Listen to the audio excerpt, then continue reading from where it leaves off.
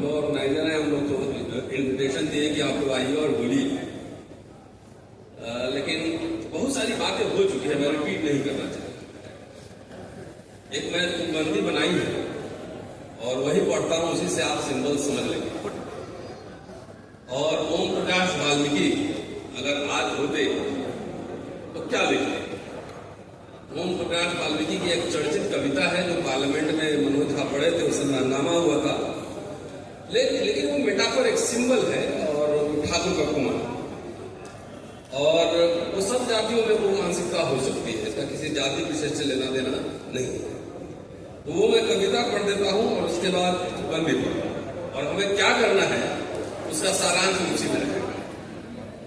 चूल्हा मिट्टी का, मिट्टी तालाब, तालाब ठाकुर का, भूख रोटी की, रोटी बाजरे की, खेत ठाकुर का,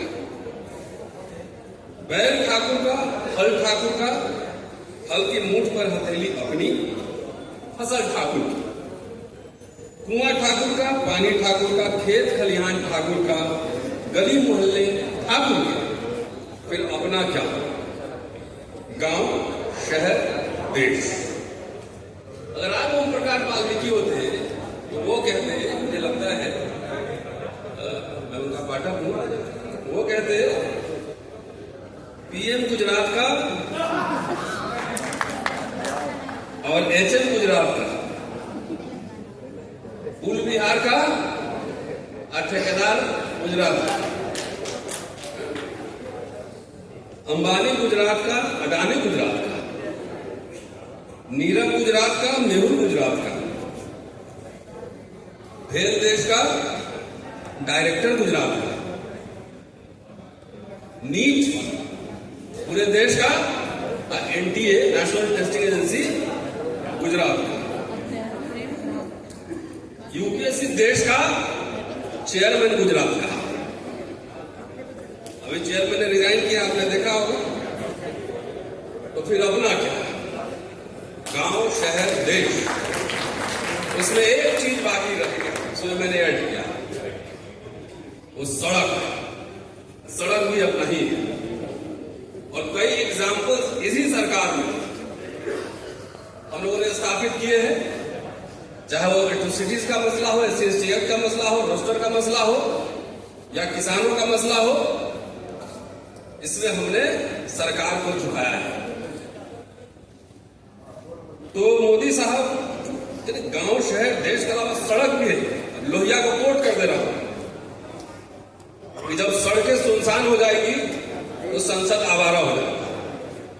उधर अभी संसद आज से शुरू हो गया है, जन संसद में हम लोग बैठे हुए हैं। न सड़कें सुनसान होने देंगे और नेताजी लोग बैठे हुए इधर, सांसद महोदय साहब, इनको बोलना पड़ेगा संसद में, सवाल तो उठेंगे। 3 महत्वपूर्ण मुद्दों पर लोकसभा का चुनाव लड़ा गया, संविधान, आरक्षण और जाति जनगणना। अभी मत सोच लीजिएगा कि अगर इलेक्शन खत्म हो गया तो हम चुप रहने देंगे।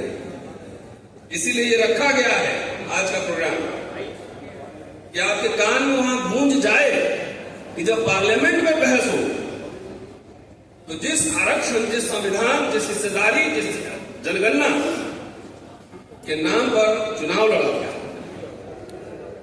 वो मुद्दे संसद में गूंजे। मोदी साहब से बहुत डर लगता है। पहली बार संसद में आए थे, संसद के सामने माथा झुकाया था, संसद ही बदल दिया। इस बार संविधान में माथा सटाए हैं, बाबा साहब का मूर्ति जो है हट गई वहां से। तो मैं बार बार एक चीज कहता हूं कि कई बार संविधान खत्म करने की घोषणा नहीं की जाएगी। अभी मैंने सुना है कि जो फॉर्मर एमपीज हैं उनको नए संसद भवन में नहीं जाने दिया जा रहा है। सही है सर? नए संसद भवन में CISF लग गया। इसकी घोषणा हुई कि पुराने सांसद नहीं जाएंगे, लेकिन हो गया, एक ऑफिस ऑर्डर निकला, हो गया। जो संवैधानिक प्रावधान है, उस संवैधानिक प्रावधान को इररिलेवेंट बना देना ही संविधान की हत्या करना है। उस प्रोविजन को इररिलेवेंट करना ही संविधान की हत्या है। और ये बात रिपीटेडली हम लोग कह रहे हैं भाई अबाध निजीकरण, अभी अलीगढ़ साहब ने कहा कि 5,000 करोड़ उधर खर्चा हो गया शादी में, और ये कह रहे हैं कि 85 करोड़ हम दे रहे हैं 5 किलो। भाई ये कोई गर्व की बात नहीं है, शर्म की बात है कि देश की सबसे बड़ी लोकशाही में, दुनिया की सबसे बड़ी लोकशाही में 85 करोड़ का 5 किलो अनाज देना, ये उनके स्वाभिमान के खिलाफ है। वीर सिंह साहब हैं, वो हाथ में किताब लेके बैठे हुए। 1972 में लैंड सीलिंग एक्ट आ गया था। मुझे लगता है कि आज तक जो है ना, तो दलितों को जमीन मिलना चाहिए था, वो जमीन अभी मिला नहीं। ये Haryana ceiling on land holdings act 1972। देखिए, मैं अनरियलिस्टिक सपने नहीं पाता कि देश का प्रधानमंत्री बन जाएंगे तब सारा कुछ सुधार देंगे, सब कुछ होंगे। अम्बेडकर ने ये नहीं पढ़ाया।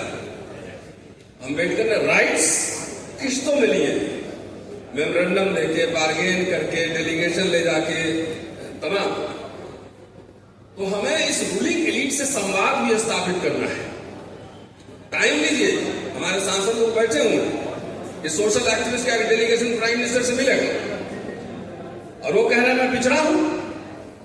तब पिछड़ा हूं तो एक कमीशन भी तो बनवा दो, कम से कम ये सर्वे भी तो हो जाए, कास्ट सेंसस तो करवा लो। ये नीट का जो घोटाला हो रहा है, यूपीएससी का घोटाला हो रहा है, तो इससे क्या देश में खाली SC ST ओबीसी का घोटाला हो रहा है? जितने युवा है 2.5 लाख 4 लाख कोचिंग में फीस देकर पढ़ रहे हैं, पैसे वाले के बच्चे ही हैं, वो भी सवाल भी है उसमें, क्या उनके साथ खिलवाड़ नहीं हो रहा है? इस सवाल का जवाब कौन देगा? और मिनिस्टर कह रहा है कि कुछ नहीं हुआ है। तो ये बहुत गंभीर समस्या है।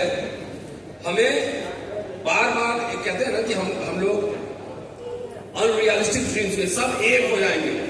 अरे किसी जमाने में सब एक नहीं रहा, कई तरह की धाराएं रही, और धाराओं में से जो आइडियोलॉजिकली बहुत प्रोमिनेंट था वो लीड किया बाबा साहब के जमाने में नहीं थी क्या? ऑनेस्टली अपना काम करते रहिए, लेट द पीपल डिसाइड, जनता सोच लेती है। अरे हम लोग तो कोई संगठन मान लो ऐसे नहीं चलाते हैं, लेकिन जब हम लोग बोल रहे हैं, लोग समझ रहे हैं कि नहीं समझ रहे? समझ रहे, एक इंडिविजुअल होने के नाते भी हम कम्युनिकेट कर सकते हैं। तो सवाल यह है कि 2 तरह का है काम हमारे पास। जरूरत पड़ेगी तो इस तरह के कॉन्फ्रेंसेस भी होंगे, और एकेडमिक एक्सरसाइज अगर नहीं होगा ना, तो उस समाज का नेता और समाज में निपट का निपट रह जाएगा, क्योंकि एकेडमिक एक्सरसाइज से ही रास्ते निकलते हैं। संवाद, आंदोलन सब साथ साथ चलते रहना चाहिए। शुक्रिया। यहाँ उपस्थित बहुजन समाज के समस्त बुद्धिजीवीगण, साथियों, सज्जनों, आज आदरणीय सूरज मंडल सर, रतनलाल सर और तमाम जो हमारे साथी इस आयोजन से जुड़े हुए हैं, उनको मैं साधुवाद देता हूं। और जो एक बात आई कि बौद्धिक विलास है, मैं कहना चाहता हूं 13 पॉइंट रोस्टर का आंदोलन, SC ST एक्ट का आंदोलन, और नीट OBC को नीट में रिजर्वेशन मिले, उसको सुप्रीम कोर्ट के जरिए रोक रखा गया था। ये 3 बड़े आंदोलन इन्हीं प्रोफेसरों, इन्हीं सोशल एक्टिविस्टों के जरिए, इसी तरह के अभियान के जरिए पूरे देश के अंदर सफल हुआ, और उसको हम लोगों ने प्राप्त किया। कोई राजनीतिक पार्टी उसको लड़ने के लिए नहीं तैयार हुई। तो 13 पॉइंट रोस्टर का भी आंदोलन, SC ST एक्ट का भी आंदोलन, और OBC को नीट में OBC को रिजर्वेशन मिले, जिसको सुप्रीम कोर्ट ने रोक रखा था, ये आंदोलन, और इसको सफल तरीके से संचालित करने का काम ऐसे ही कॉन्स्टिट्यूशन क्लब और दिल्ली के और क्लब, जंतर मंतर से इन्हीं बुद्धिजीवियों ने और इन्हीं प्रोफेसर गण ने, इन्हीं हमारे सोशल एक्टिविस्टों ने सफल बनाया था, और उसको इस देश के बहुजन समाज को दिलाने का काम किया था। मैं कहना चाहता हूं, मेरा काम उनका मंडल कमीशन पर ही है, और यहाँ सम्यक प्रकाशन के स्टॉल पर ये मेरे द्वारा संपादित मंडल कमीशन की रिपोर्ट किताब भी है। हमारे साथियों को चूंकि मंडल कमीशन की रिपोर्ट जातिवार जनगणना और विभिन्न स्रोतों में आबादी के अनुपात में हिस्सेदारी, इसी विषय पर यह आंदोलन है, और चूंकि भारत के संविधान को अभी बातें हुई, भारत के संविधान को बचाने के नाम पर हमारे लोकसभा में जो इंडिया गठबंधन है, उसने भारी सफलता अर्जित किया। वो 400 पार का नारा देने वालों को शिकस्त हुआ। तो मंडल कमीशन, अभी प्रोफेसर सुधांशु सर बता रहे थे, JK में आरक्षण और उस ठेके में आरक्षण हमको मिले तो फिर ठेका हम कैसे करें, बैंकों से मिले। तो मंडल कमीशन बीपी मंडल साहब ने 1980 में जो रिपोर्ट दिया वो 40 रिपोर्ट 40 संस्तुतियां हैं और उन 40 संस्तुतियों में केवल 2 संस्तुतियां आज तक लागू हुई।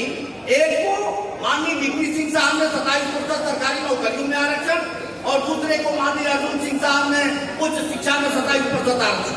ये 2 संस्तुतियां मंडल साहब की आज की तारीख में इस देश के अंदर लागू। हमारे जितने भी राजनीतिक दल हैं, जितने भी पिछड़े वर्ग के नेता हैं और जितने भी हमारे पिछड़े नुमाइंदा हैं, वो मंडल कमीशन की रिपोर्ट को न पढ़ते हैं, न जानते हैं, न समझने की कोशिश करते हैं। मंडल साहब ने अपने रिपोर्ट के अंदर जो सुधांशु साहब ने कहा, मंडल साहब ने अपने रिपोर्ट के अंदर लिखा कि प्राइवेट सेक्टर में आरक्षण दिया जाए। 1980 में मंडल कमीशन की रिपोर्ट के अंदर ये संस्तुति है। ये संस्तुति है मंडल कमीशन की रिपोर्ट के अंदर कि हमको ठेके में आरक्षण दिया जाए। ये संस्तुति है मंडल कमीशन की रिपोर्ट के अंदर कि हमको बैंकों द्वारा हमारी आर्थिक समृद्धि के लिए, ठेके में काम करने के लिए या किसी भी तरह के रोजगार, उद्योग या इस तरीके के अभियानों को तीव्र बनाने के लिए हमको बैंकों द्वारा पूंजी दी जाए। ये सारी चीजें 40 सिफारिशें मंडल साहब ने अपने रिपोर्ट के अंदर दे रखी। मैं अपनी बात लंबी कहता, लेकिन चूंकि समय काफी हो गया है, इसलिए मैं कहना चाहता हूं कि हमारा जो अभियान है ये हमारे नेताओं के पास हमारा मेमोरेंडम बुद्धिजीवियों का, बहुजन बुद्धिजीवियों का जाना चाहिए कि जो मंडल कमीशन की 40 सिफारिशें हैं उन 40 सिफारिशों को लागू किया जाए इस देश के अंदर। जो इस देश का बहुजन समाज है, उस बहुजन समाज में जो 60% पिछड़ी जातियां हैं। और ठीक कहा सूरज मंडल साहब ने, जो पसमानदा है, ये डीपी मंडल साहब ने पूरे देश के अंदर घूम करके जो मंडल कमीशन की रिपोर्ट तैयार की सामाजिक और शैक्षणिक से पिछड़े लोगों की, तो 60% लगभग हिंदुओं का 60% वर्ग ओबीसी में आया और इस्लाम धर्म को मानने वाले लोगों का 85%, जिसको पसमानदा अली अनवर साहब कहते हैं, वो 85% वो मोमिन है, अंसार है, धोबी है, जुलाहा है। तो जितनी जातियां थी जो भूलने का, हजामत बनाने का, मुनकरी करने का, भूलने का ये काम करती है, वो 85% पसमानदा जातियां मंडल कमीशन के अंदर है। और मंडल कमीशन की अगर सारी सिफारिशें लागू होती हैं तो 85% पसमानदा और 60% हिंदू आबादी जो ओबीसी है उसको लाभ मिलेगा। इसलिए मंडल कमीशन की सारी सिफारिशों को लागू करने का अभियान हो। मैं यही कहते हुए कि पीर पर्वत हो चली है अब पिघलनी चाहिए, इस हिमालय से कोई गंगा निकलनी चाहिए। मेरे सीने में न सही आपके सीने में सही हो कहीं भी आग, लेकिन आग जलनी चाहिए। और मोदी साहब जो अपने आप को पिछड़ा बोलते हैं उनके लिए यही कहते हुए कि बागवान ने एक नया सितम ईजाद किया, बागवान ने एक नया सितम ईजाद किया, आसिया को फूंक के पानी को बहुत याद किया, संविधान को चुनकर राजदंड स्थापित करते हैं। बहुत बहुत धन्यवाद। जय भीम, जय भारत, जय सुभाष। अगर आपको लगता है कि हमारा काम बहुजन समाज के लिए महत्वपूर्ण है तो आप हमें आर्थिक सहयोग के लिए सीन दिखाए गए QR कोड स्कैन और फोन पे और गूगल पे और UPI और बैंक अकाउंट में कर सकते हैं। फोन पे, गूगल पे 9250529129, UPI 9250529129 bank account state bank of India AC 104299462008, IFSC code SBIN 00066563। आपका छोटा से छोटा सहयोग समाज और हमें और मजबूत करेगा, जिससे हमें बहुजन पत्रकारिता में और निष्पक्ष बनाने में मजबूत करेगा। जय भीम, जय भारत।